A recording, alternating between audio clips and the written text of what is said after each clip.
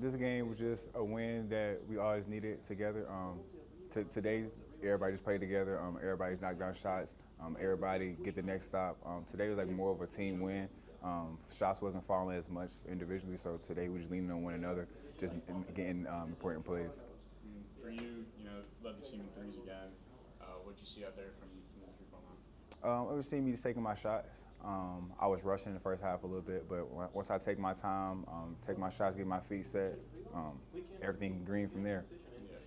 When Grambling State cut the lead down slower and slower, and then they eventually took the lead, and you guys held them at bay, and what was the mindset there, and fending them off? The mindset was just staying together. Basketball is a game of runs, so everybody just staying together. Don't get too high, don't get too low. Like I said a couple weeks ago, we just stay together, stay the course. Basketball is nothing but adversity. So long as we just keep stringing stops, keep getting stops, we knew the shots was going to fall. So that was good. It was kind of a free throw battle late, and they went 18 for 31, and you guys went 31 for 32. There's the difference in this game. What does that say about the team and It shows that we are in the gym, shooting our free throws, making our free throws. It shows that we're taking our time at the line. It's 10 seconds, so we don't have to rush.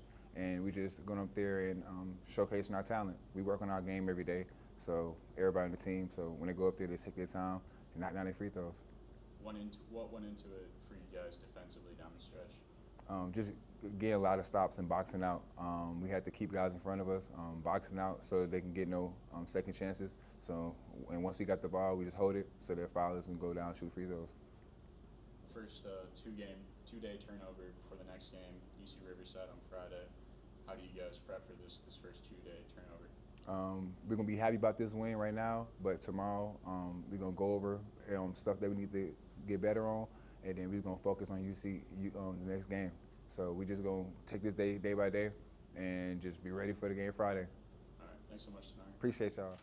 All right, Juanse, we saw you guys go out to a big lead at first, and then Grambling State kind of bowed back into it. What do you think allowed them to get back into it? No, yeah, I feel like we kind of I don't know if you said this, we just concentrate for the game, but I think we kind of feel relaxed when the game goes. We up 10 or 15, which we gotta stay focused, stay aggressive, and we let them punch first in the second half immediately, so they come. So, but after that, I think we handled a good run, and we got a lot of wide open shots we didn't make. So, but I think we lost our mind, which was good. We got a couple of things to focus on defense, rebound. We didn't do a good job in rebounding today again, but I think we can do better. Yeah. You mentioned the shooting, how you guys were missing open shots. Do you feel like maybe there's a lid on the bucket? Yeah, games always happen. Some teams they light us one game and they go into the other game and they cannot shoot again. They cannot shoot the same. I think we do a good job carrying the free throw line. We shoot a high percent in the free throw, which is good, and I think that make the change of the game. To hold them without a field goal for a 6-minute stretch, about 6 minutes towards the end of the game, what does it say about you guys defensively? Yeah, I think our main we kind of change the defense. We do a lot of zone and one-on-one matchups, and I think that kind of making them feel uncomfortable, and I think we did a good job with that.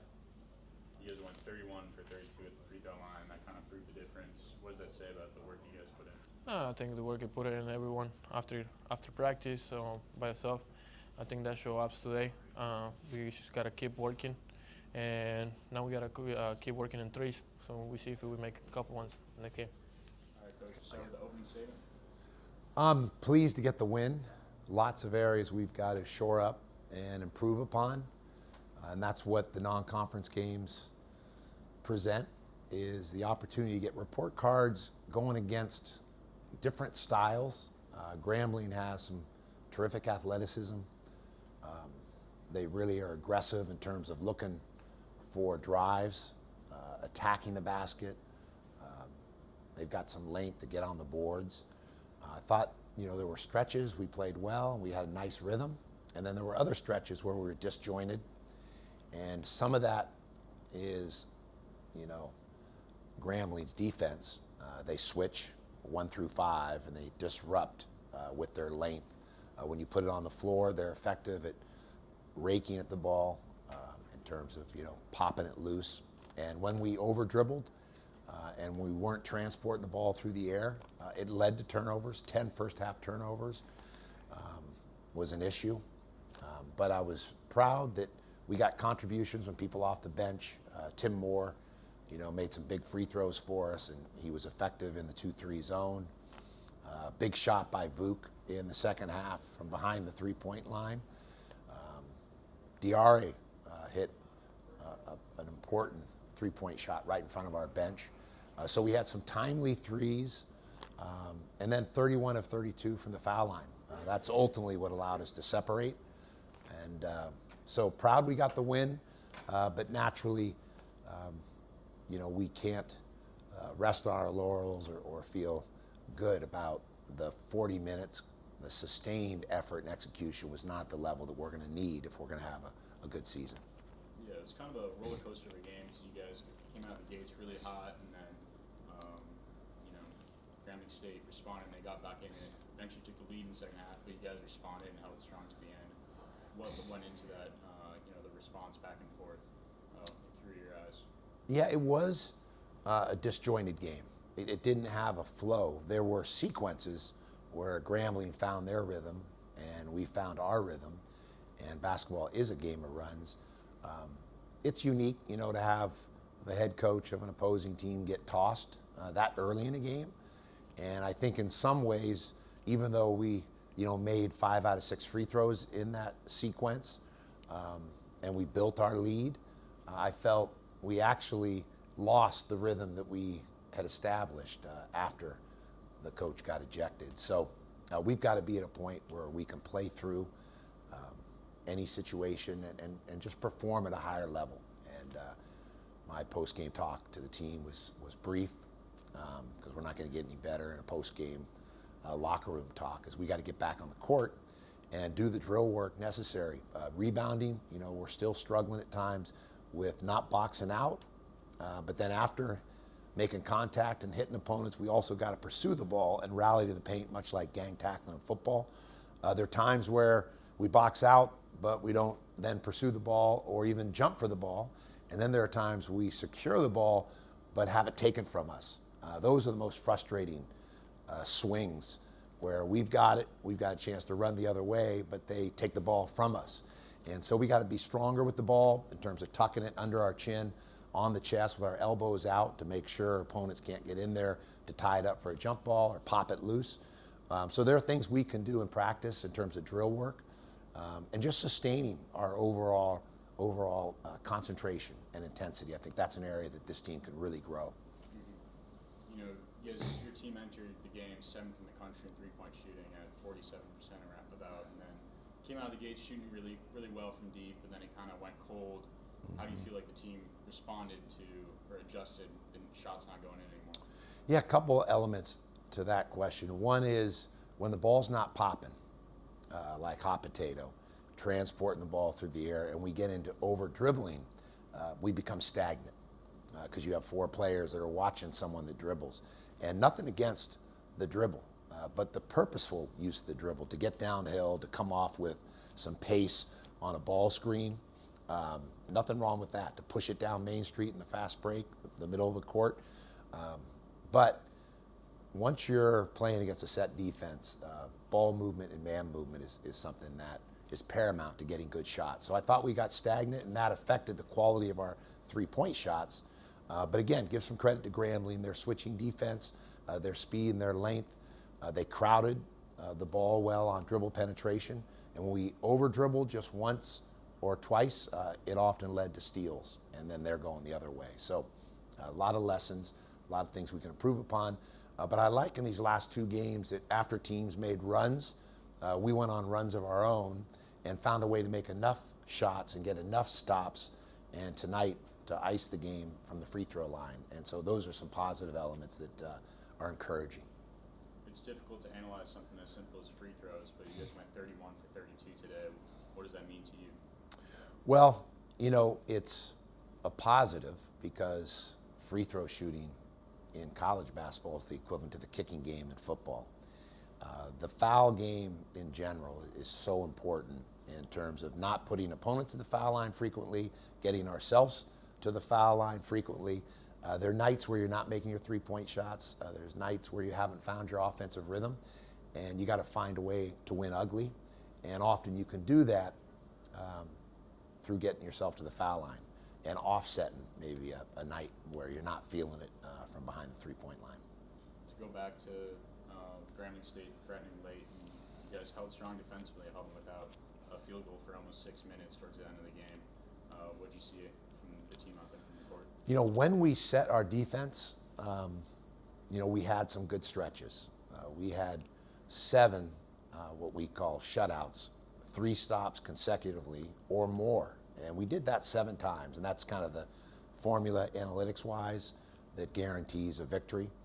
There are rare, very rare scenarios where you get 7 shutouts over the sequence of a game and lose, but it's usually because of something else that's a glaring issue or the other team was just so hot that they overcame those string of stops. The reason the shutouts are so important is at least our runouts, it gets us in transition where we can excel.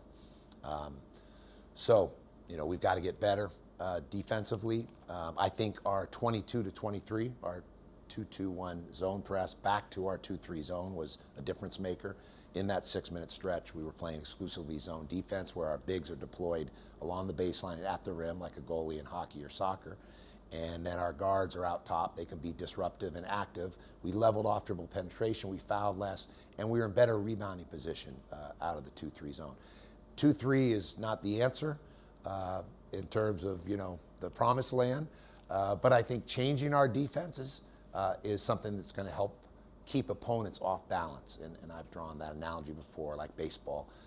Mixing your pitches, curve, slider, changeup, makes the fastball more effective. And I think we're a team with our 3/4 court pressure, half court pressure, and we're going to continue to bring a variety of zones to keep teams off balance. But we have to improve in our man-to-man. There's going to be games where you've got to stop people, and that's an area we're still trying to improve upon. Mm-hmm. Lastly, it's your first 2-3-day turnaround before the next game, hosting UC Riverside at home on Friday. How do you prepare with the team as you look ahead to UC Riverside? Yeah, on quick turns, it's more mental than it is physical. You know, you're not in 2 or 3 days going to dramatically change who you are. But I think in terms of the mindset and resetting the mindset, and sometimes the skull sessions are where you can make some improvement.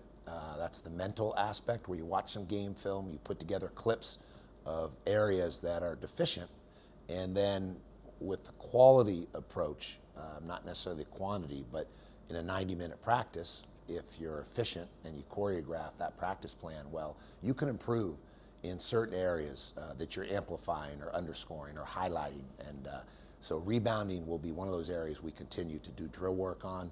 Transition defense, so we got to get better at communicating, talking, stopping the ball, leveling the ball off in transition. And then at the end of a possession, because stopping the ball in transition is the beginning of a defensive possession, but the end of a possession is rebounding it, where you secure the ball like the period at the end of a sentence. The conclusion of a defensive possession is to rebound it, because it's very deflating if you give teams 2 or 3 cracks to get the ball back, because you're in rotation, they're skipping it, moving it, and they're going to get open threes, or you're more prone to fouling, or giving up another rebound. And so we've got to shore up all those areas. The feet are a critical part of it, you know, being in our stance and moving our feet laterally, having vision, talking, being tied together. These are universals. We're not the first team, won't be the last team to be challenged in these areas, but there is that appropriate sense of urgency, not panic, but we have to get better in those areas at the defensive end of the floor. All right. Thank you, Coach. Okay, you got it.